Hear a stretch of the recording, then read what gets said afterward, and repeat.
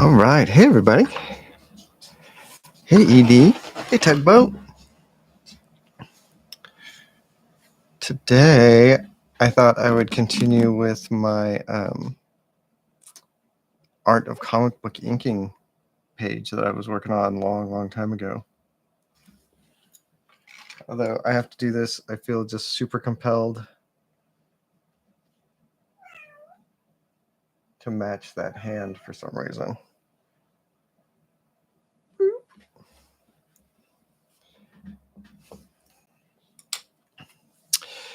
So, I didn't talk about it last week, but the thing that got announced at San Diego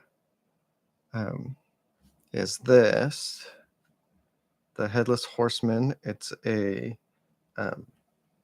Halloween anthology, and I'm working on a story that's written by David Dastmalchian and Leah Kilpatrick, and it's a fun little story. I'm having a good time working on that. Just thought I should shout that out, make sure it's on everybody's radar.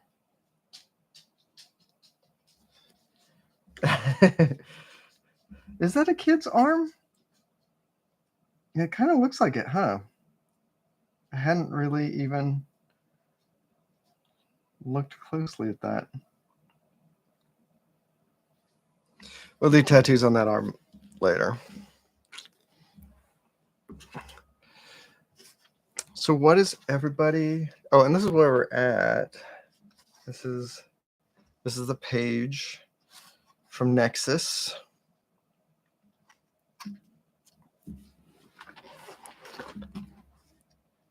Yeah, let's do this.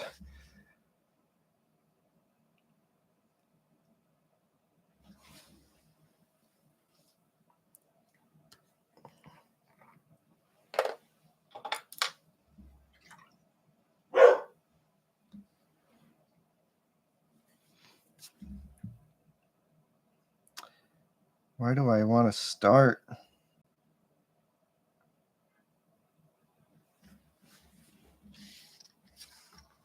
Start up here.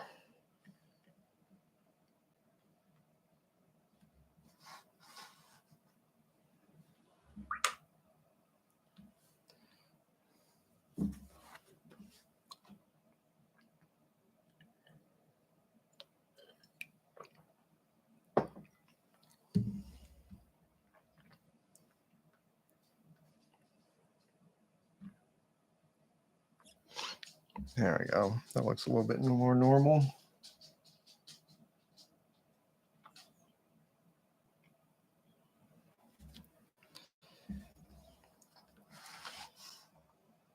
This might be a little bit of a low effort stream night.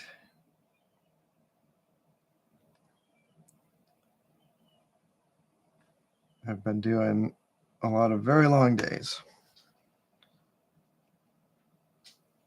and I'm very much looking forward to this weekend.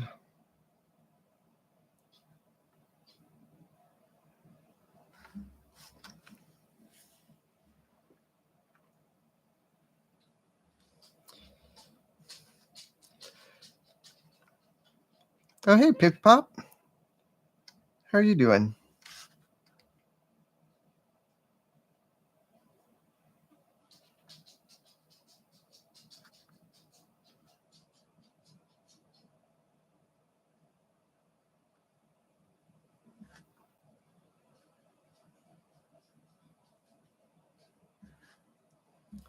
Well, that's good to hear. And your pop's doing okay?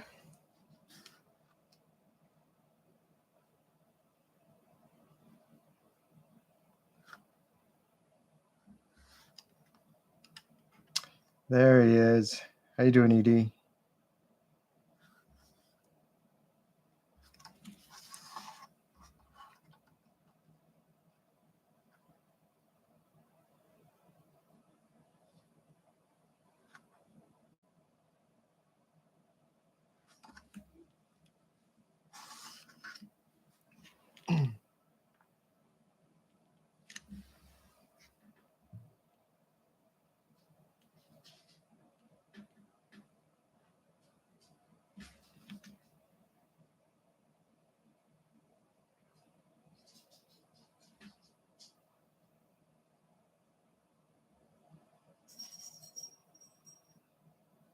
Oh my God. Like one of those window wells on the outside of the house for the basement windows?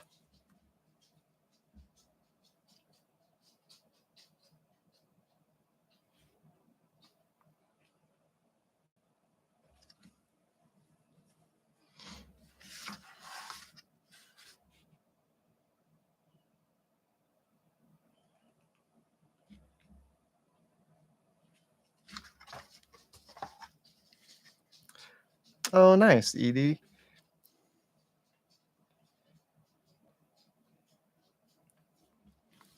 Yeah, I keep seeing you posting stuff on Instagram, Edie, and it's looking really good.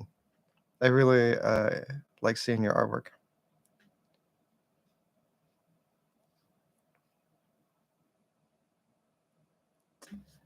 Oh my gosh, Pippi. Getting stuck in one of those things sounds terrifying. I lived most of my life in places where we didn't have basements, like in Southern California, so we didn't have those window wells. But um, I remember being a little kid in Idaho and playing in them a little bit. Falling in there as an adult could jack you up.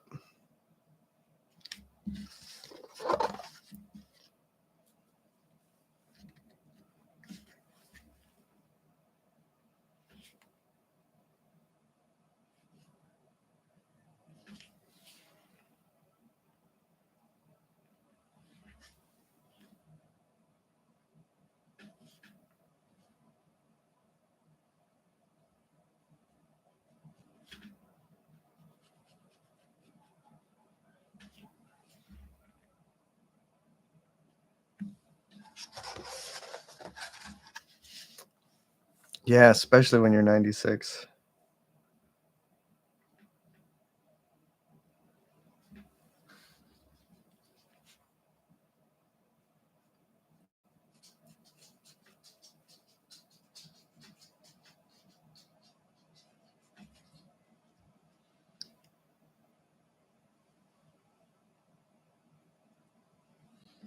Pippi Pop's dad fell in the window well.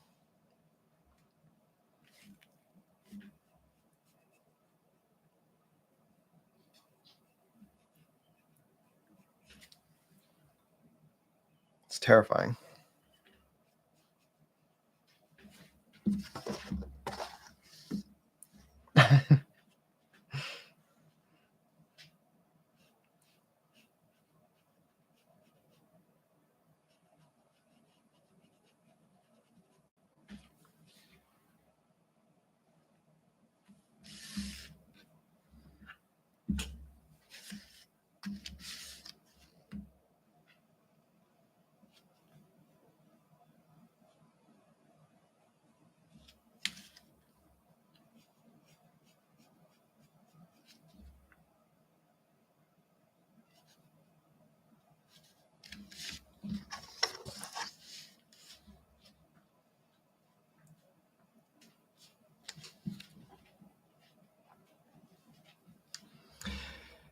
Yeah, it's good to hear that he's okay.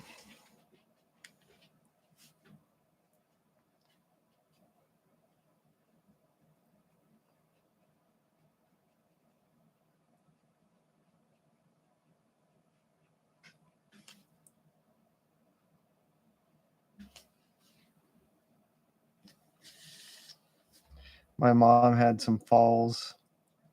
Well, like one good fall a couple years ago, and it was like she didn't even fall down a window well. She just fell on the ground, and it was scary.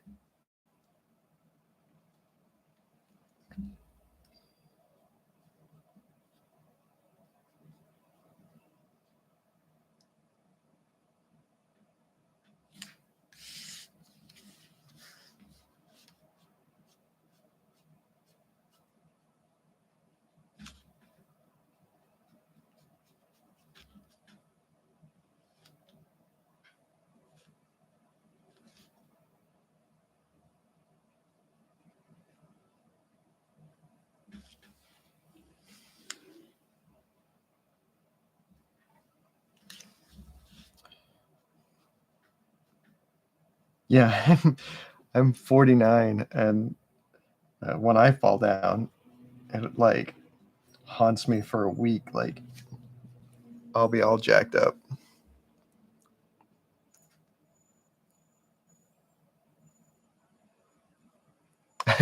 Yeah, no shit, Ed. I get like I feel like I don't have like I'm not really scared of my own death, but I am absolutely terrified of like my parents and the rest of my family dying and getting hurt. It's horrifying.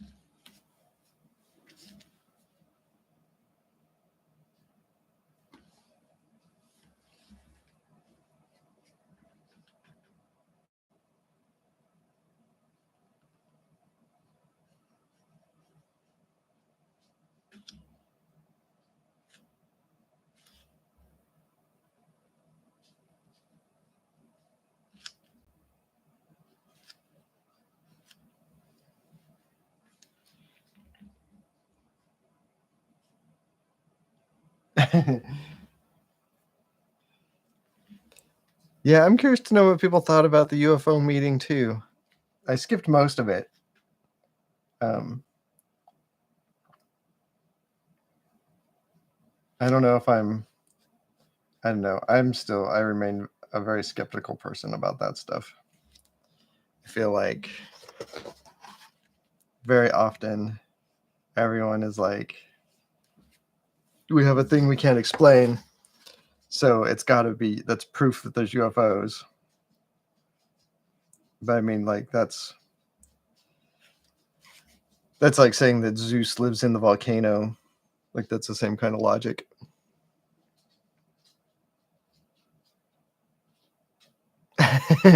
Yes, Ed, I see what you did there.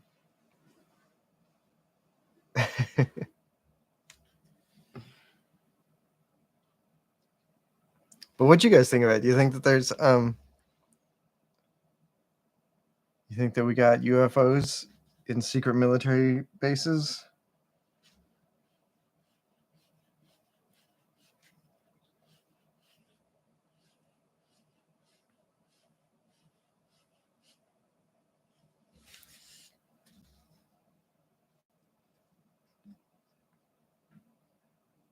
Hey, Stacy. Brandon, that is a lot of that's a strong commitment.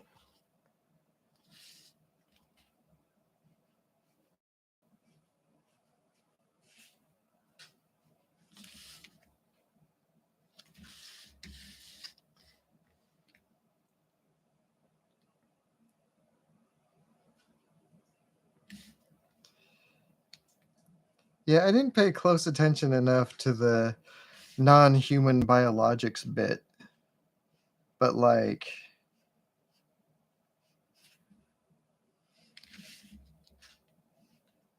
I mean, there's a long history of sending non-human biologics into outer space or whatever.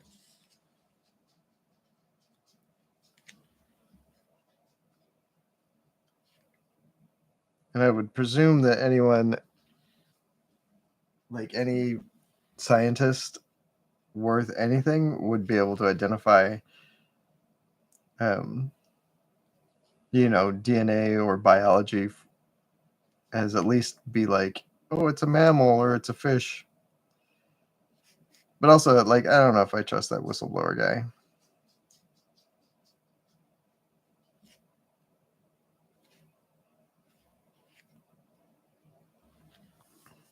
Because we are living in a time of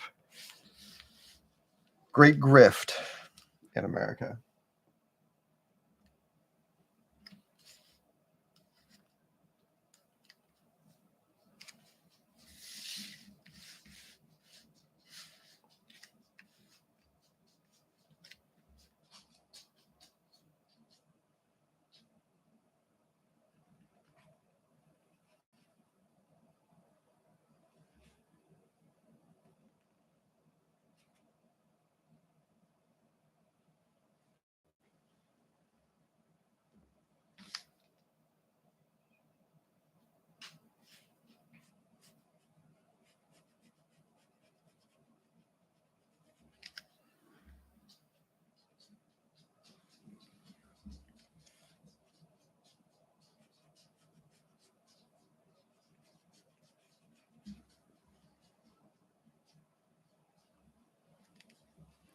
Oh, hey, Mark.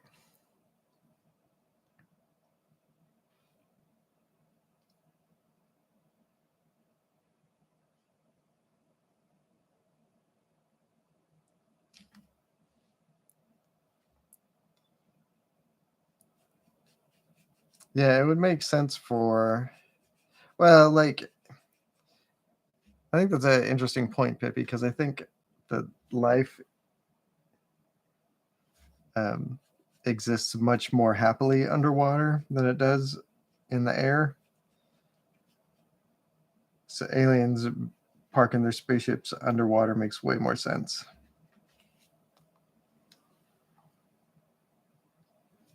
But man, could you even imagine like what it would take to launch a spaceship from underwater?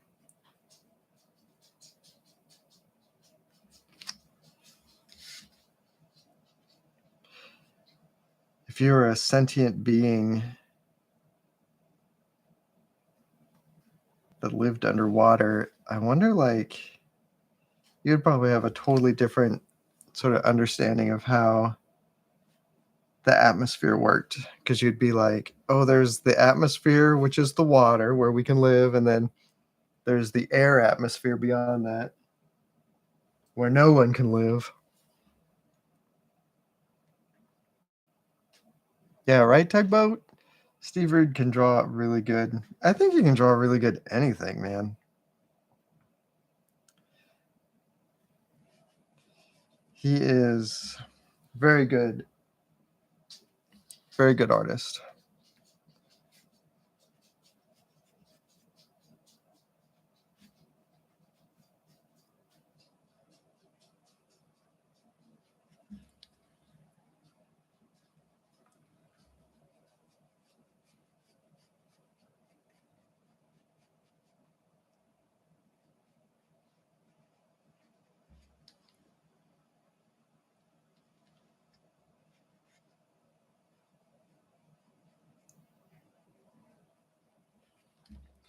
Frictionless craft is a good way of putting it.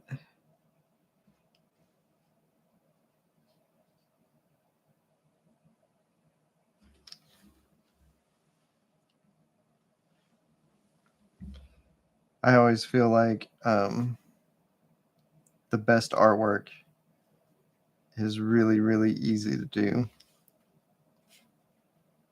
And then, like, mediocre artwork takes me, like, I'm just speaking for myself, I guess, but when I do a really good piece, it's feels like effortless. And then when I do a mediocre piece, it always feels like I have to really, really work.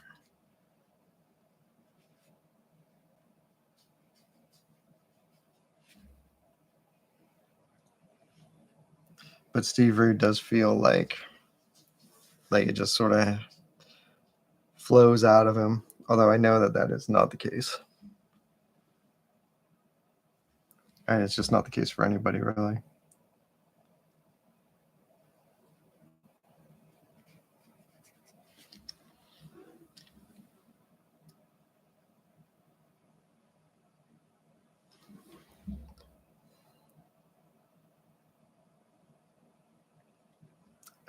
Yeah, non-human. I mean, one of the problems is that non-human biologics is such like a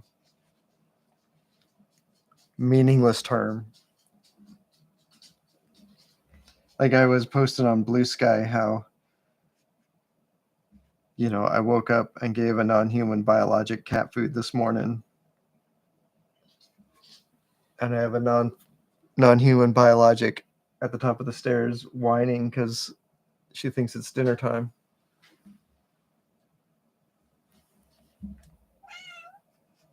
Hey, Tibbs. Hi.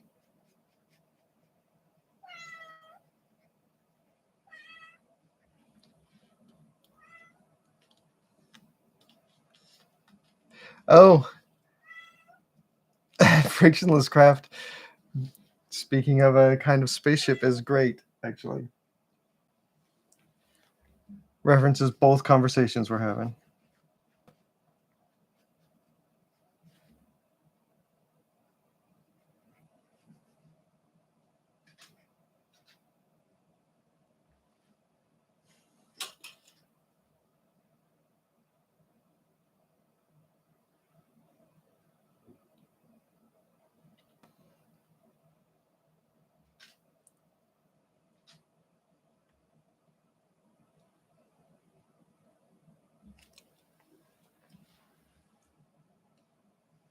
Yeah, you start talking about non-human biologics and they just come into your studio and start crying at you.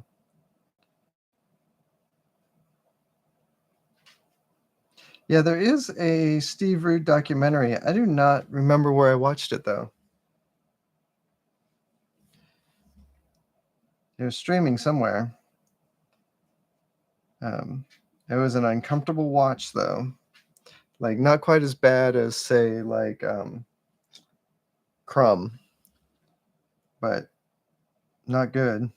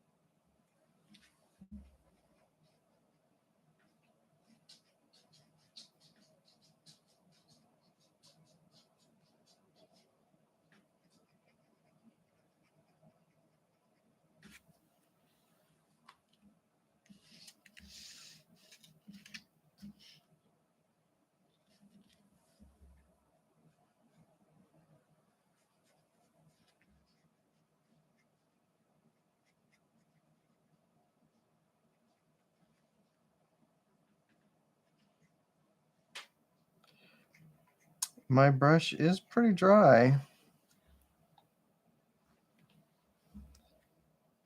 It's such a little brush that it when you start filling in blacks like this, it dries up really fast. So it goes from being a wet brush to a dry brush very quickly, which is convenient for like kind of a stone texture that I'm going for here.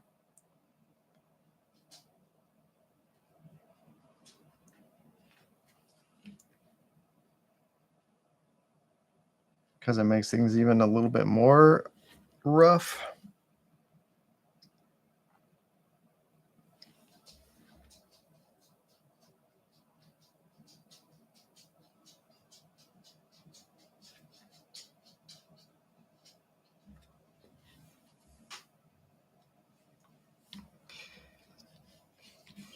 The way he drew this stone wall in the background is funny.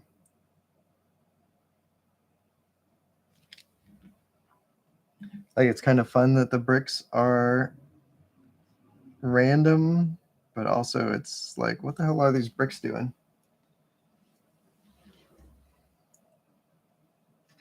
But it's an alien world, so they get to do all sorts of stuff with their non-human biologics.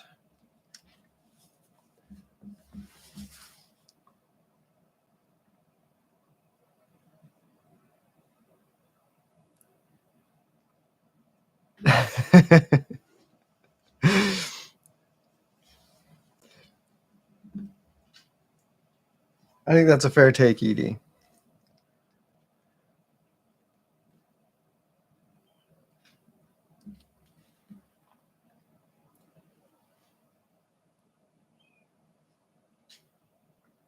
Like it's hard to know if that dude is just a grifter or not. But I think it's entirely rational to think that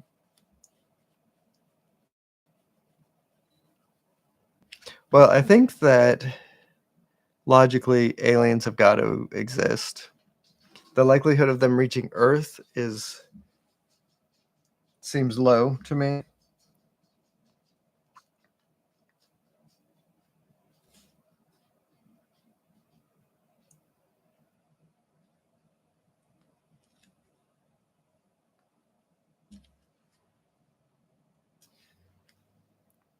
Maybe I should go back into C-SPAN's YouTube and watch the whole hearing and see what that guy had to say.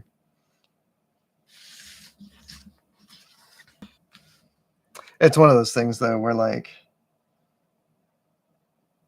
Aliens might be real, but they're not paying my bills.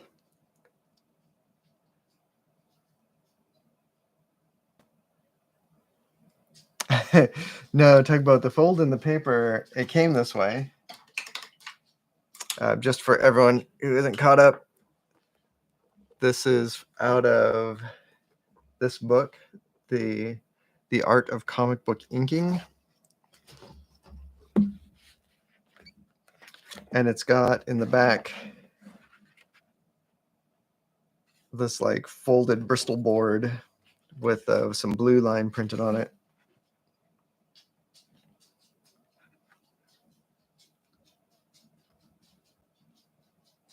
Looks like that. So it's a fun. I had this for forever, and then a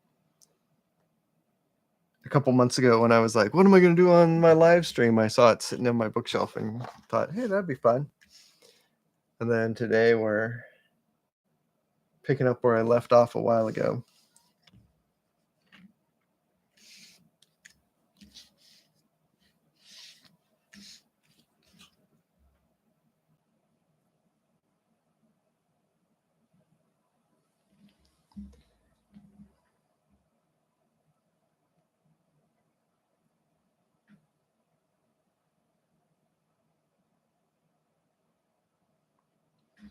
Oh, Pippi, yeah, that's a good point. Like the there's a lot of things in the ocean that we don't even know about, like that we don't even have the DNA to look at. And if they collected something from the ocean, it is entirely possible to get DNA from something that we don't have on record. Although, like the DNA for everything on Earth is like so similar that if something came from outer space, it seems like it would be pretty like instantly recognizable as being really weird.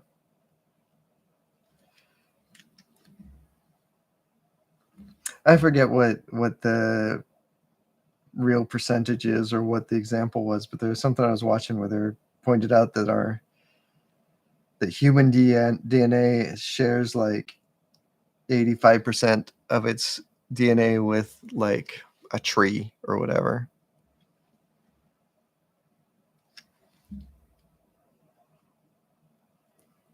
It's like we all came from the same amoeba, like the same blue-green algae birthed every one of us.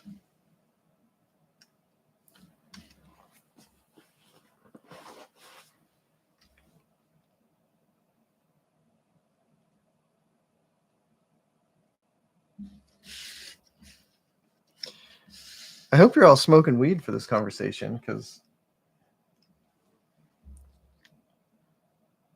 it would be a waste of a good stoner conversation. Hey, Rudak. No, we're talking about the aliens on Capitol Hill.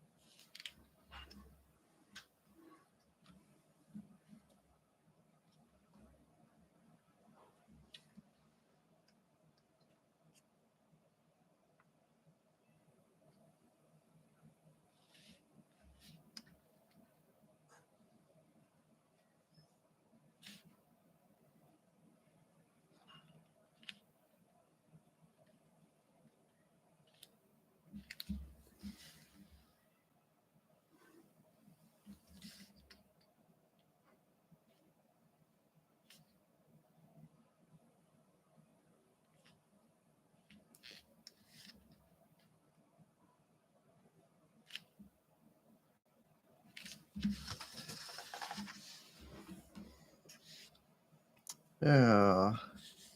Smudge.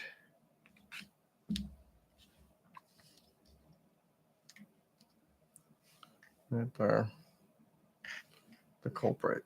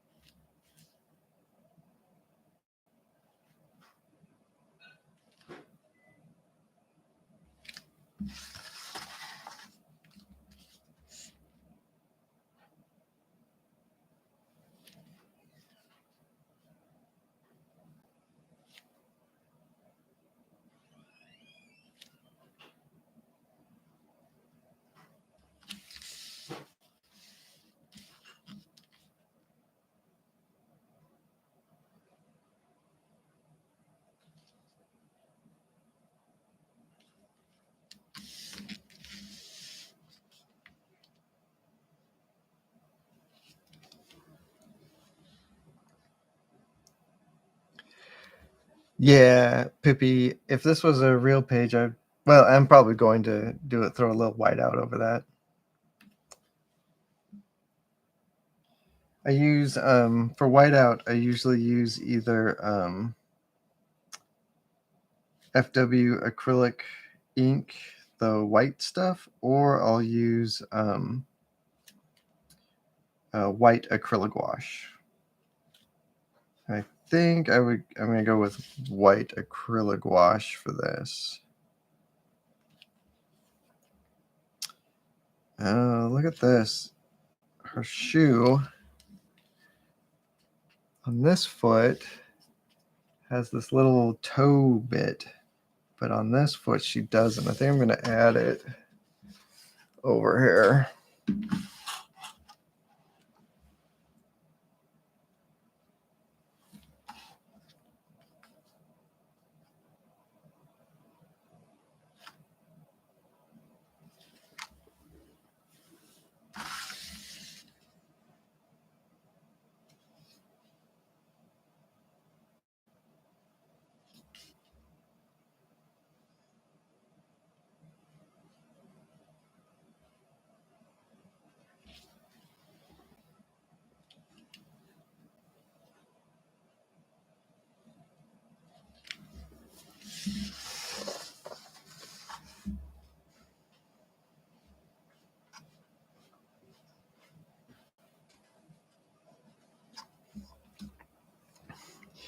Yeah, your guess is as good as mine, Rudak. I feel like the term non-human biologics is kind of one of those bullshit terms that you just say when what you mean to say is we don't know what it is.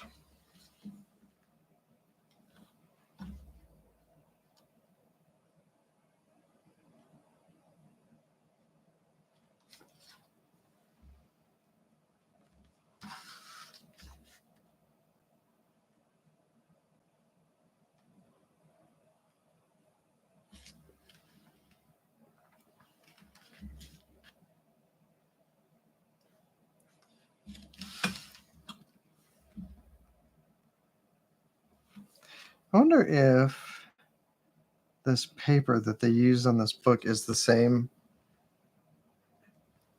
as the Dark Horse paper.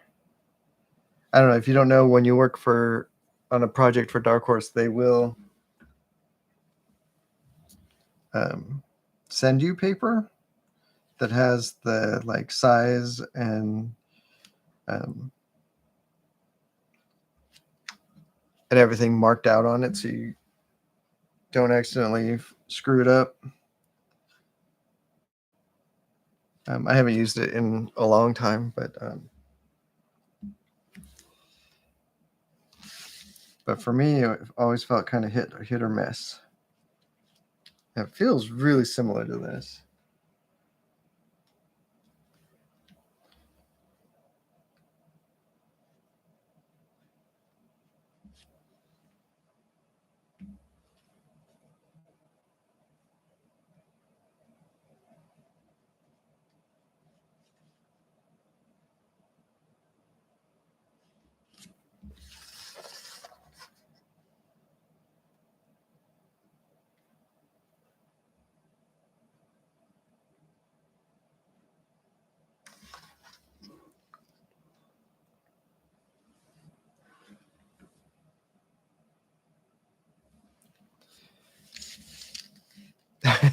Mark, you were stuck in an elevator?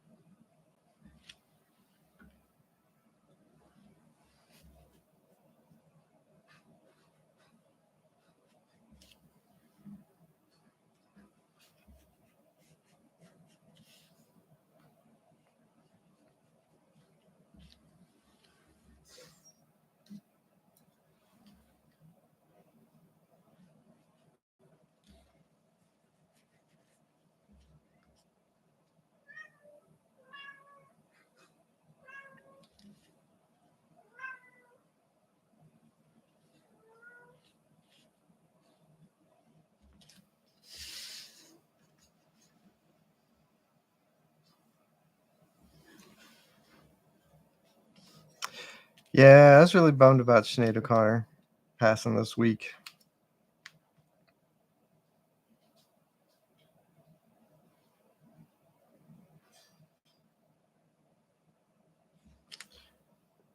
I think my favorite Sinead O'Connor song is Red Football.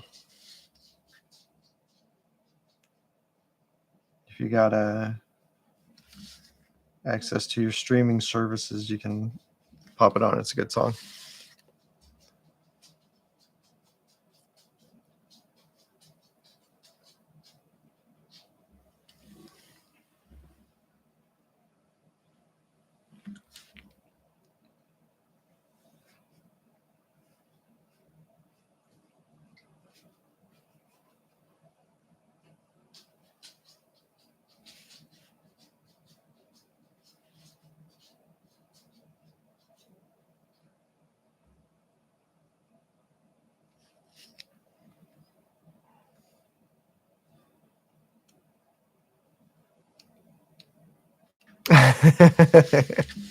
Oh my gosh, Mark.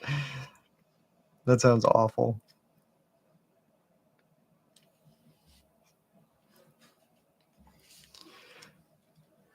Yeah, for reals, Pippi, that first album was amazing.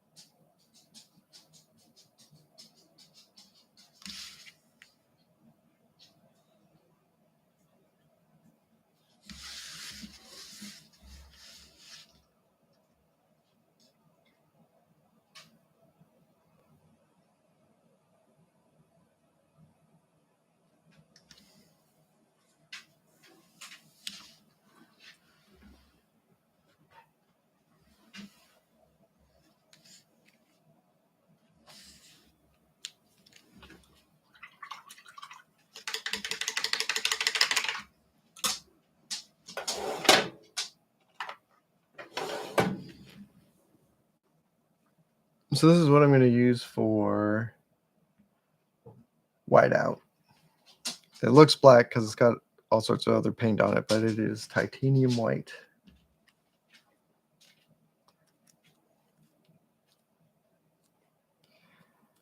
Oh my gosh, Tugboat! I don't know if I've ever heard her singing with the Pogues. I am a Pogues fan. I'll have to look that up.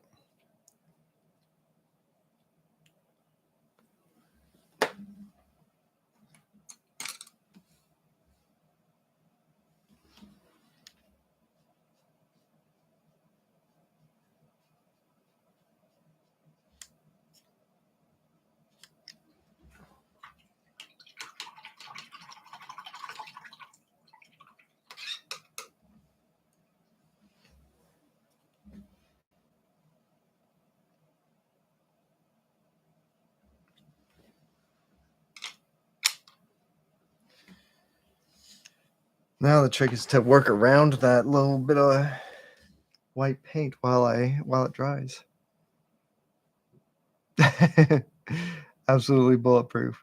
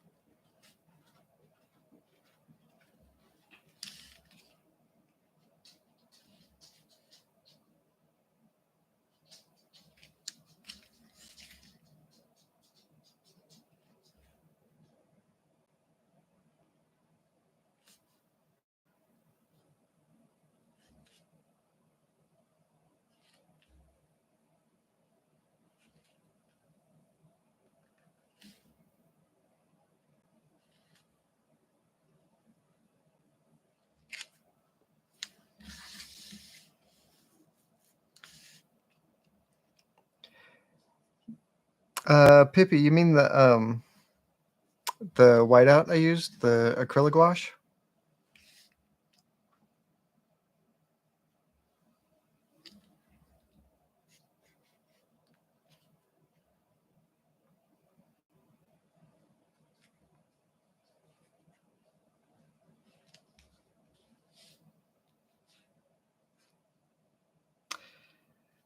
Yeah, it will scan pretty well. And it's got a little bit of dimensionality to it. I don't know if it's probably not showing up on camera really. But when the scanner sees it, it usually is fine.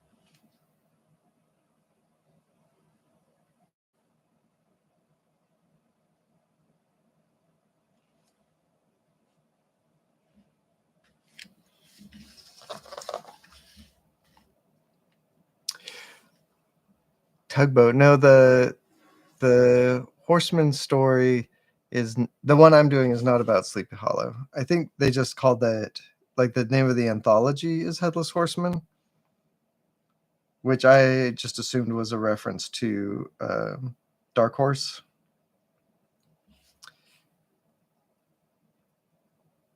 But the one I'm working on is called Horror House. And it's kind of a horror comedy thing,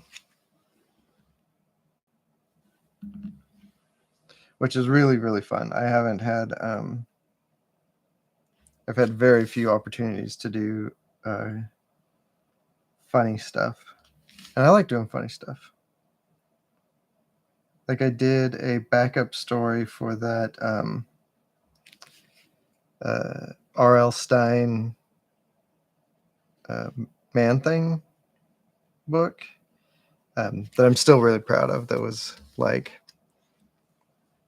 Bigfoot funny kind of stuff. Kind of old Mad magazine style. I really like doing that.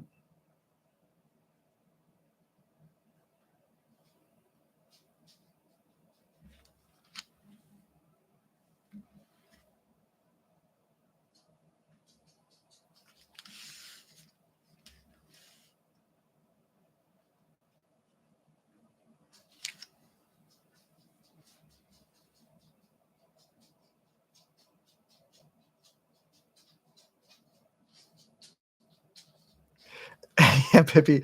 I think that's the deal. I think he shoots power rays out of the tips of his fingers or whatever. And if he didn't have fingerless gloves, he would just have to buy new gloves every single time. That's a detail I had never noticed until inking this page. I think it's pretty great.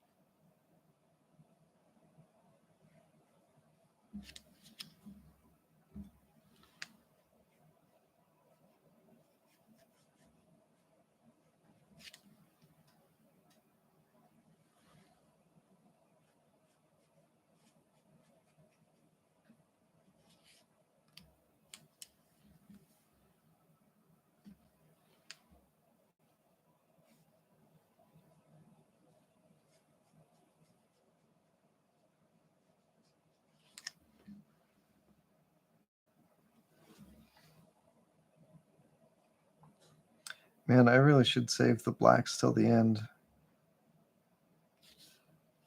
Trying to ink them with this tiny brush is not the most efficient way to go about it.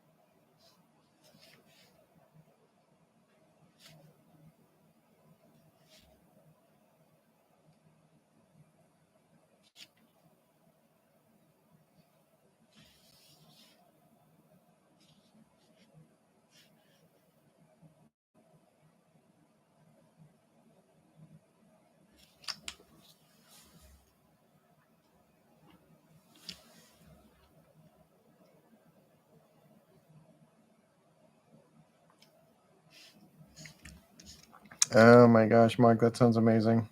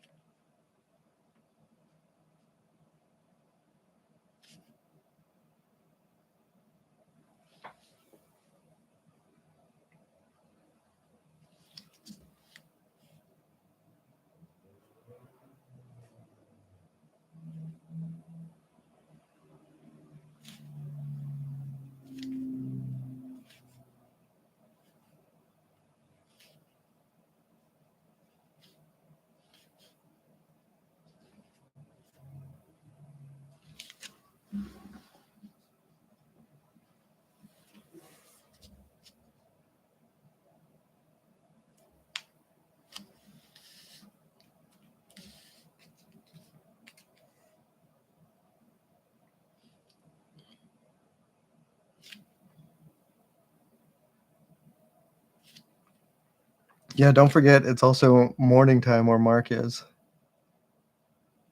Wait, is it morning? It's earlier than the day that it is here in Oregon.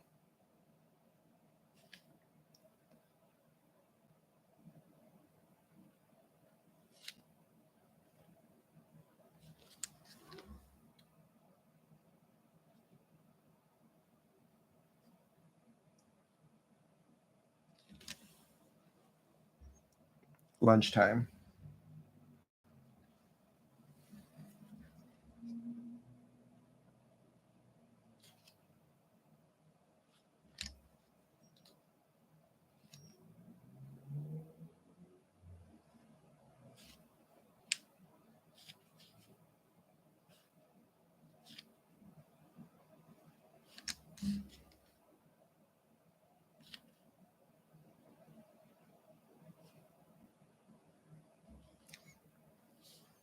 Okay, Mark, I have to ask you a question about Australia. I've been listening to, I can't remember the name of the band, a punk band from Australia, and they have a song that's just them complaining about going around and everybody who they need, like, they go to like get their driver's license or something, and the person is on Smoko. And is that like a real thing? Is that what people call smoke breaks? Smoko?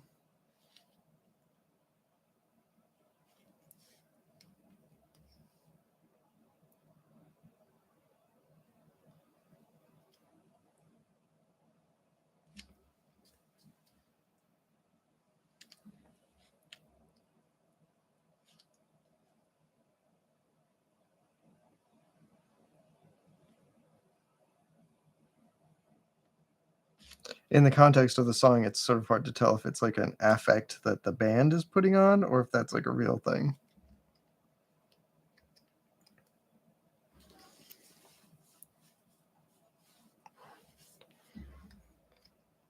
The term smoko sounds to me a little more like, I mean, I'm talking out of my ass. I don't actually know, but it sounds more country to me.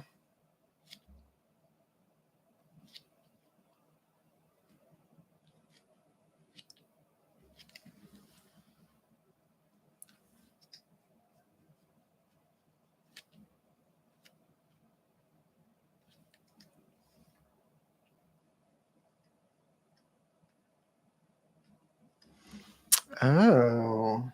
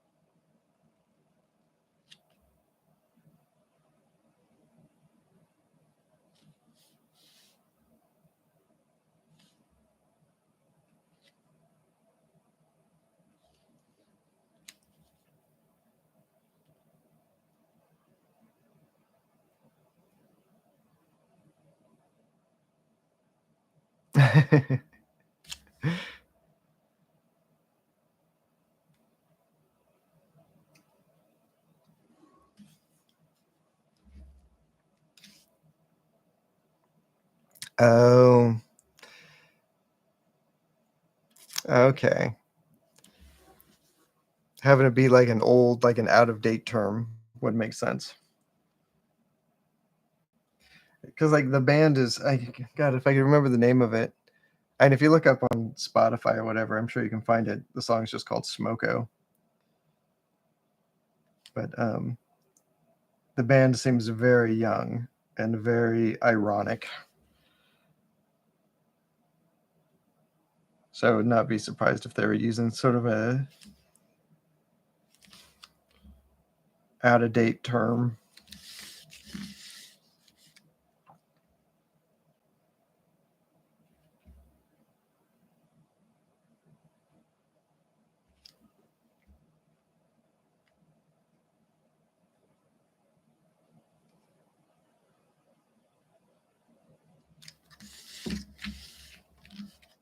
The chats, that's them, I think.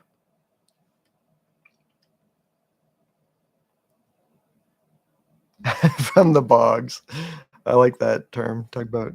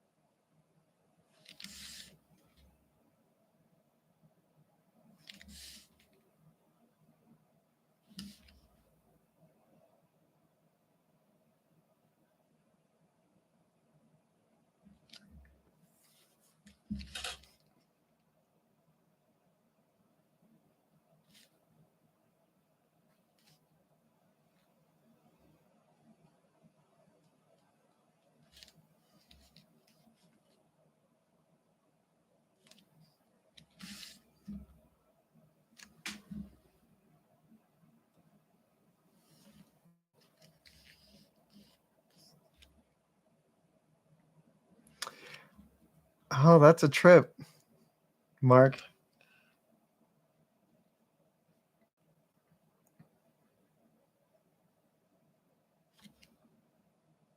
Man, I smoked for,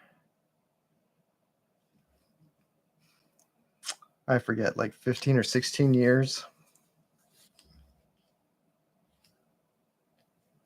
And then I finally quit, and man, I would sure like to smoke.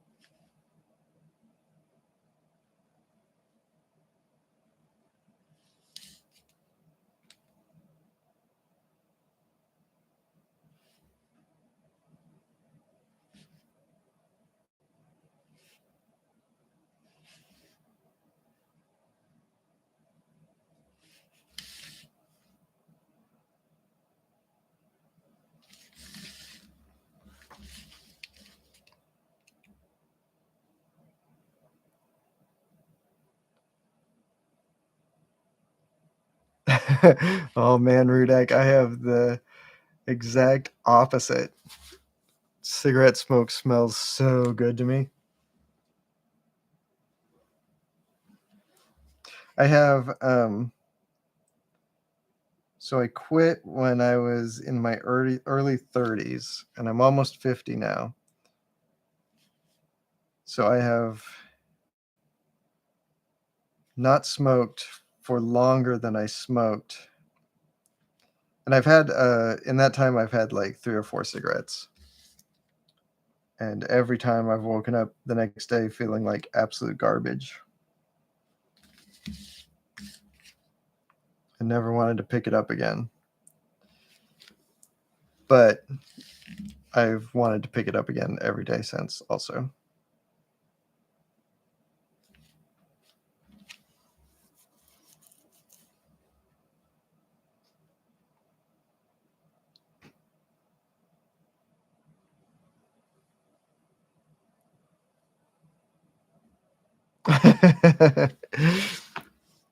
That might do it. I quit using those nicotine patches, and I came up with a technique where it was like the nicotine patches. I had ones where you stepped down to different levels of nicotine, and I think you're supposed to step down like every 2 weeks or something. And I think I did it every 3 weeks. Like I went extra slow. That seemed to work. I mean, whatever happened, I quit smoking, but it's hard to know exactly what was different about that time.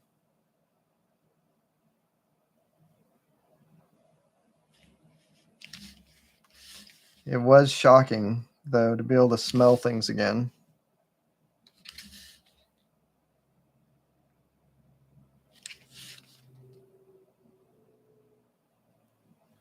I worked at a game development company at the time, and the offices were split pretty seriously between programmers and artists. Like you had to go outside the building to go from one to the other.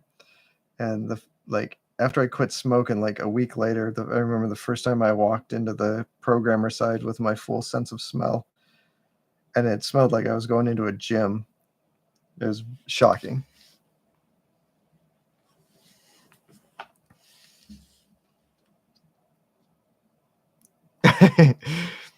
Yeah, Rudak, man, that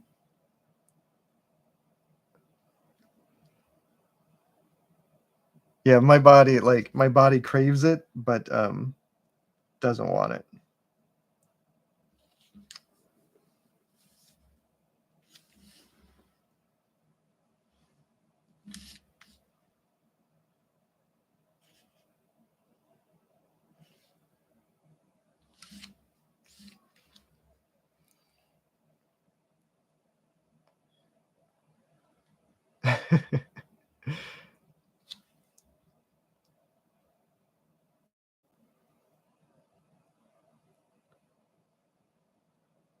What's a Horatio Hell Pop?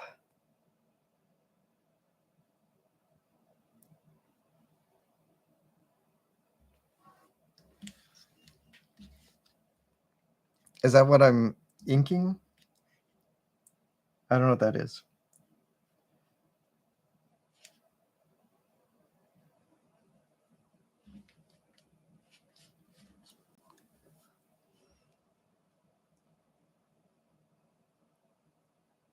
Oh, is that who this guy is? Who got blowed up?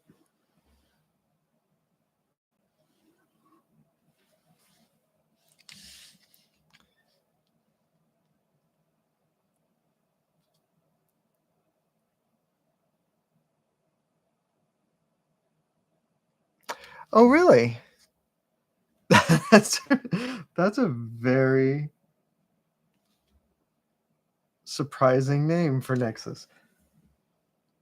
I got to admit, I've only read I think 2 Nexus books in my whole life. It never sort of. I always thought the art was pretty good. Well, actually, I guess when I picked those up, I was much younger, and I guess I sort of thought his art was a little um, old-fashioned-y for me, which that's something a lot of like 14 and 15-year-olds think about a lot of really good art.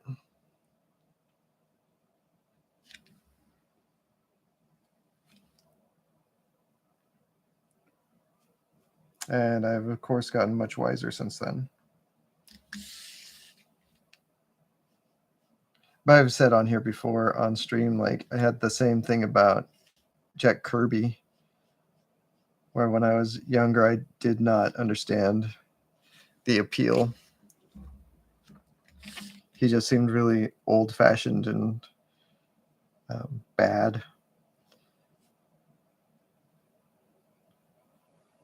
But then once I sort of figured out what I was looking at, I learned to really love his work.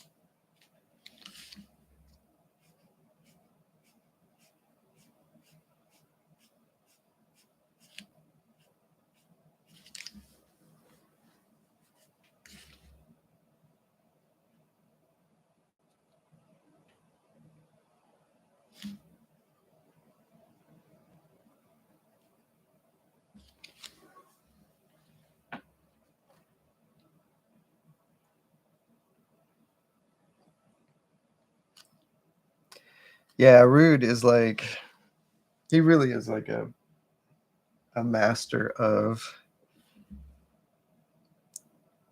form, especially like superhero forms. Like he's just really got that down.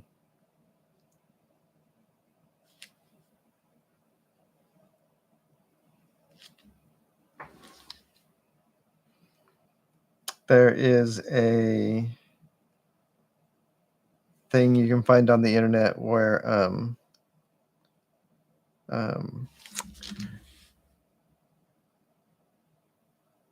oh man, I am spacing on his name. Alex Toth, where Alex Toth gave Steve Rude a critique on a page.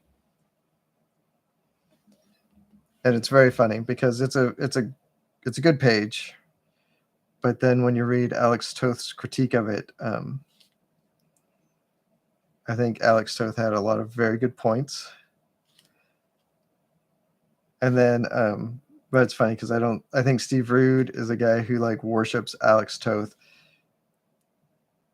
But even like, but he couldn't even take the critique. I don't think I saw an interview where he was like, I don't know, he was just like explaining why Toth was wrong about all of his critique.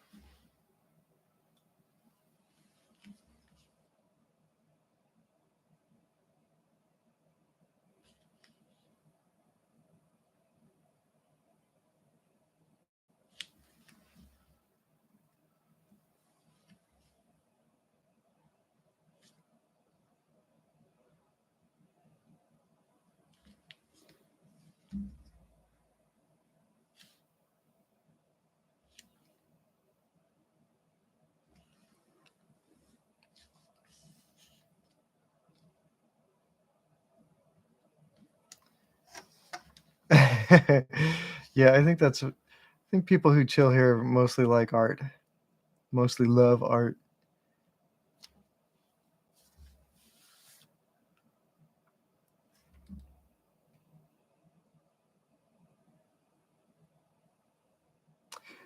Yeah, Rudek, the critique, and it's been a long time since I've read it. Like I said, you can find it online. Toth's critique, but yeah, he was like, there was a bunch of things that he pointed out that I think were really good, and it's stuff actually that critique in particular is something where a lot of Toth's comments is stuff that I've taken to heart. Like in particular, he talked about how Rude didn't establish, like, show you the main character for a long time, like when that should be like the first or second panel of a page, is to show you who's actually talking or whatever. And then there was some choices that he made, if I'm remembering correctly. There's some choices Rude made where he like put someone's face in shadow for no reason.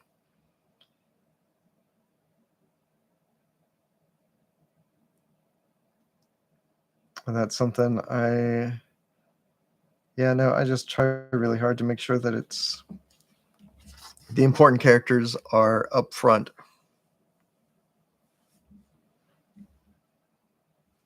That you know, like who, what, where, and when, like instantly. Like that's really important to me.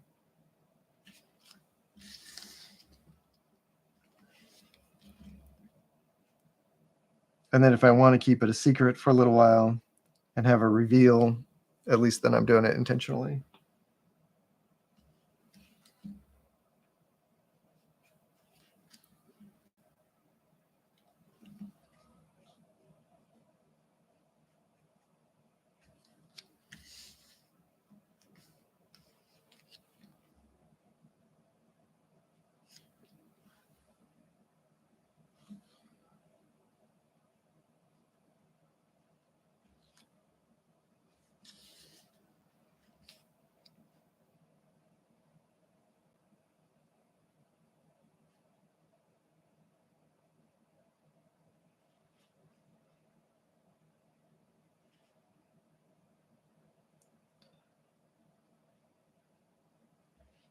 Last time I was inking this page, I did a lot of the tiny details with a micron, but I have a really fresh brush now. I just opened it up a couple days ago, and I can do a lot of much finer detail with it now. Previously, I had a pretty oldish brush.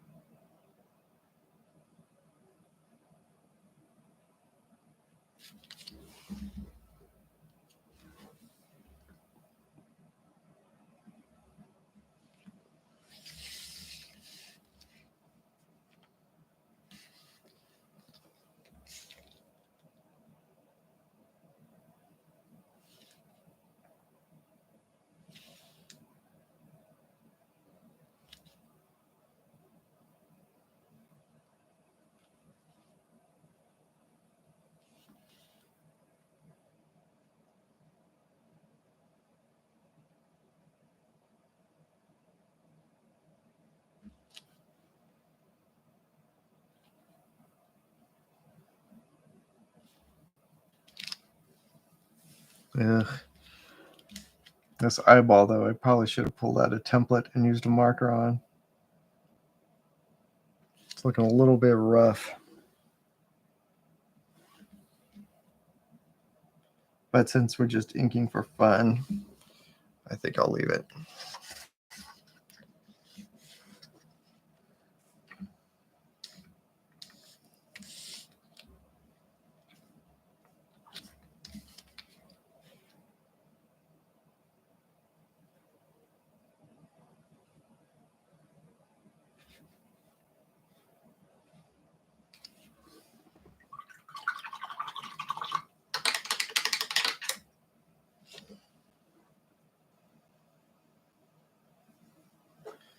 Let's see.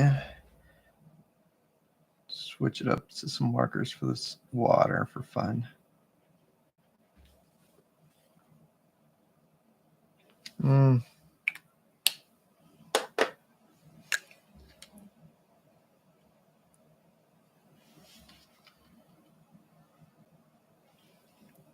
There's no way the camera is picking this up, but these markers are bleeding just a little bit.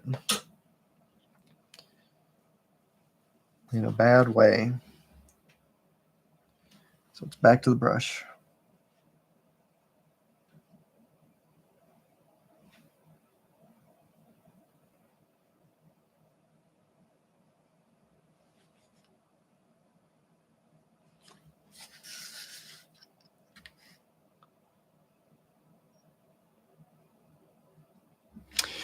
That is correct, Edie. I get my brushes from Rosemary and Company. And I just put in an order a couple weeks ago. I hadn't bought any for a long time. And I think they must be shipping them from, they must have someone in the US to ship for them now. Because they came fast. Like it used to take, I don't know, maybe like 2 weeks to get my brushes from them. But this last order I got in, oh man, I want to say like 3 days.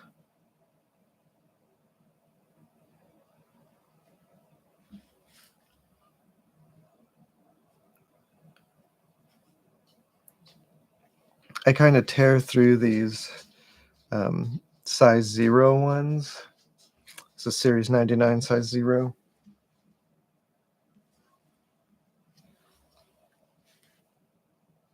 They just don't last very long for me. But I also got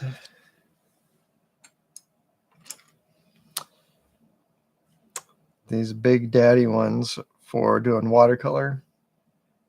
And these have been really nice for coloring my comics.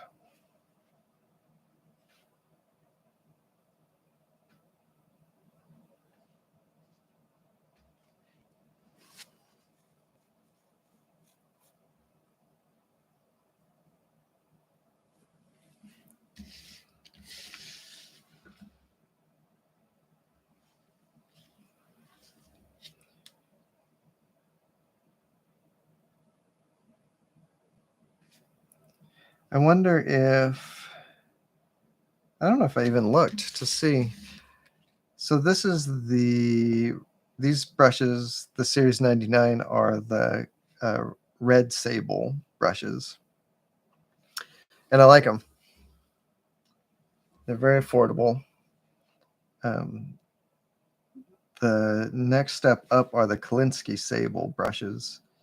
And they're more expensive, but they also,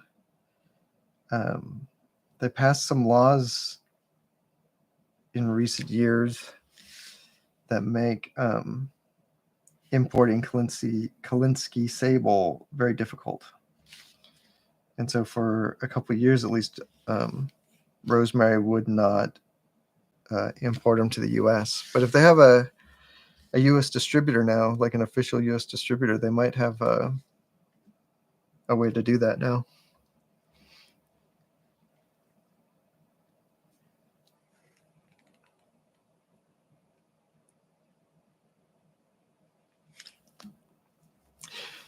Yeah, weird. My brushes get smaller and smaller.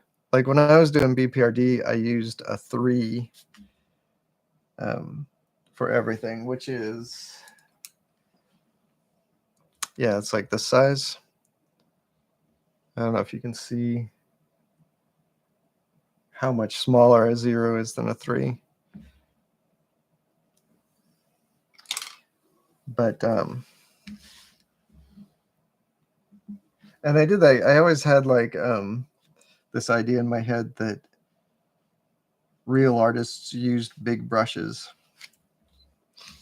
And then when I finally started getting smaller and smaller brushes, I was like, oh, that's ridiculous. I can work much more detailed,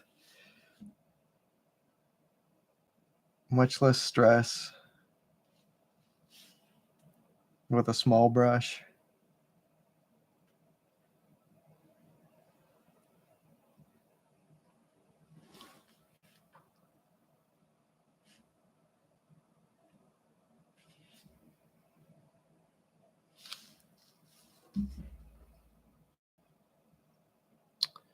I think that's it. I think we did it.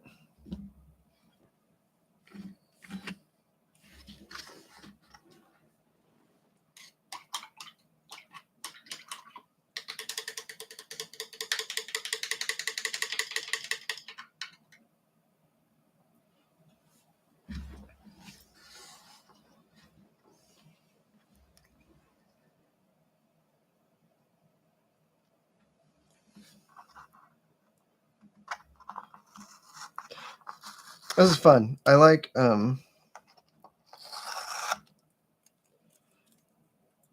inking over someone else's pencils for fun is really cool, actually.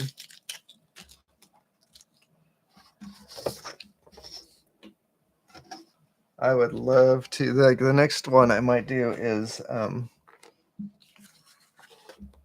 in here. There is a Kirby page.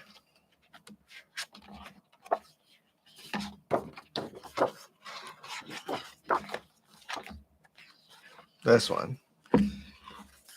That'd be really fun. I almost did this one tonight, but then I was like, no, I should finish the one I already got. But if any of you guys ever want to practice inking over Kirby pencils, they're very easy to find on the internet.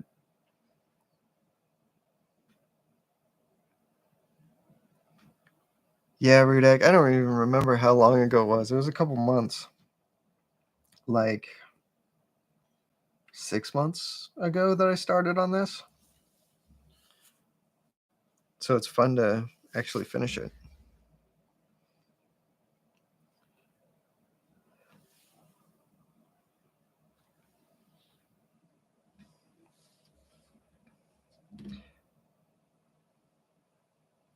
Oh, using a number 3 on the Kirby. Maybe. I don't know. I don't think I will. I think because I can still get really fat lines with my 0.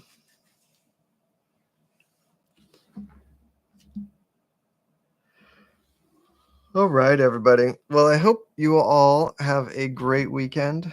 Thank you so much for hanging out with me and inking comics with me. Again, this is from the book, The Art of Comic Book Inking, which is something that was on my shelf for a long, long time. So it's fun to actually pull it out and do it. I have my oh, there's something.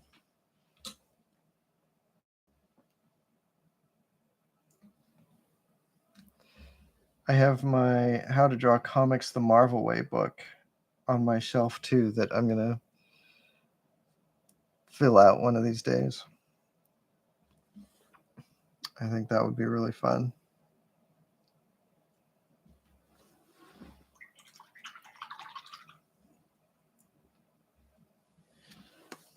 All right. I'll try to give this a scan and post it up on the socials either tonight or tomorrow morning. All right. Have a good weekend, everybody. And don't forget to tell the people that you love how much you love them. And I love all you guys. And I hope you have a great night.